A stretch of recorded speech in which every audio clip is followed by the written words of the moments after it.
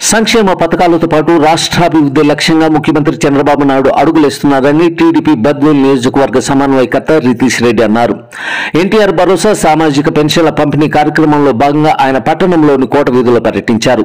ప్రభుత్వం అందించిన కొత్త పెన్షన్లను అవ్వాతాతలకు అందించారు. నూతన పెన్షన్ల విధానంతో లబ్ధిదారులు తమ హర్షం వ్యక్తం చేశారు.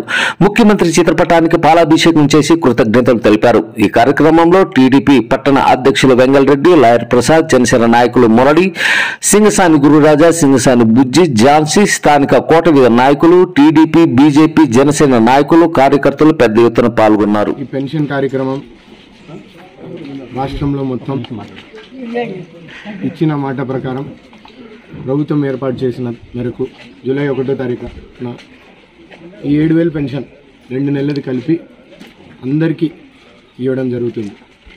ఈరోజు మీ అందరూ చూస్తే ఇక్కడ ఉన్న యంత్రాంగం అధికారులు కానీ మరియు కార్యకర్తలు కానీ ప్రజలకు కానీ ఆదరించిన వాళ్ళకి సంక్షేమం అనేది పొద్దున్న తెల్లారుజామున 5:30, 6 నుంచి మొదలుపెట్టిన ప్రతి ఒక్క కుటుంబానికి చేరాలనేసే మనం ఆ రోజు ప్రజల్లో తిరిగినప్పుడు మమ్మల్ని ఆశీర్వదించిన ప్రజలు కానీ మరియు మమ్మల్ని ఆదరించకపోయినా మీ అందరికీ సంక్షేమం చెందాలనే భావనతోనే ఈరోజు ప్రతి ఒక్క కార్యకర్త కానీ అన్ని పార్టీలు, మా కూటమి పార్టీలాగా పనిచేసిన కార్యకర్తలు కానీ నాయకులు కానీ మరియు యంత్రాంగంతో కలిసి ఏ పేదవాళ్ళకి కానీ ఇక్కడ ఈ సంక్షేమ పథకం అందరికీ పారదర్శకంగా ఎటువంటి ఇబ్బంది లేకుండా అందాలనేదే మా అందరి ధ్యేయం.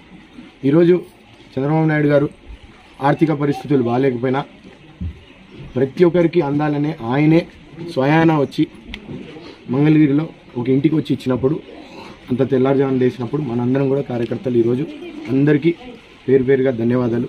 వెళ్ళి మనందరం ఇంటింటికి పెన్షన్ ఇచ్చాం కాబట్టి ఇక్కడ కూడా మీరు ఇక్కడ ఏమన్నా సందేహాలు ఉన్నా, ఇబ్బందులు ఉన్నా మా దృష్టికి తీసుకొని రండి. కొద్ది సమయం ఇవ్వండి. ఎందుకంటే ఇప్పుడే ప్రభుత్వం యంత్రాంగం ఏర్పాటైంది. మనం గతంలో పాదయాత్ర చేసినప్పుడు కానీ లేదంటే ఇక్కడ ఇంటింటికి ప్రచారం చేసినప్పుడు కానీ ప్రజలకు వచ్చిన ఇబ్బందులు కానీ ఇవన్నీ మనం ఖచ్చితంగా చేయాల్సిన బాధ్యత మనందరికీ ఉంది. ఈరోజు అధికారంలో వచ్చిన ప్రతిపక్షంలో వాళ్ళున్నా మనం ప్రజల కోసం పోరాటం చేశాం. వాళ్ళ గలమై మనం అందరం నిలబడాల్సిన బాధ్యత ఉంది.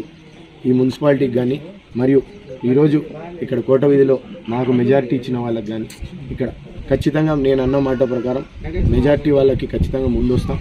మరియు మాకు మెజారిటీ ఈయన వాళ్ళకి కూడా అక్కడ కూడా పోతున్నాను నేను. ఈరోజు తాలూకాలు ఎత్తికిందవే కలసపాడులో మొదలుపెట్టి కాశీనాయన మరియు బీకోడ్రు మరియు ఈరోజు మున్సిపాలిటీలో రావడం జరిగింది. మాతో పాటు మా అభ్యర్థి రోషన్న గారు, విజయమ్మ గారు కూడా అనేక మండలాల్లో పర్యటన చేసి ఈరోజు అర్జీలు కూడా స్వీకరించడం జరిగింది. ఇవన్నీ క్రమపరిగా మీకు కూడా ఒక కాపీ ఇస్తాం. దయచేసి అధికారులందరికీ ఇస్తాం. ప్రజల కోసం నిలబడదాం. మనందరం పోరాటం చేసి ఈరోజు 5 ఏళ్ళకి ఇబ్బంది పడిన ఏ ఒక్క ఇక్కడ బద్వేల్లో ఉన్న ప్రజలు ఎవరు ఇబ్బంది పడినటువన్నీ మా దృష్టికి తీసుకొని రండి. కొద్దిగా సమయం ఇస్తే దాన్ని పరిష్కరించే బాధ్యత మాది అని మీ అందరికీ తెలియజేస్తుంది.